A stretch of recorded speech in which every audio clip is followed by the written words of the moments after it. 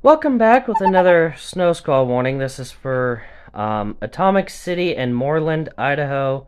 It's saying near Blackfoot. I'm not sure where Blackfoot would be in this, but either way, yeah, this is until 1:45 p.m. Mountain Standard Time. We got parts of Highway 26 and 20 and 39 in this as well. We got 7,394 people, and we're looking at possibility of white out conditions with this. So just stay safe, stay off the roads when possible, and yeah, that's really about it. Stay safe out there. See you in the next video. Bye.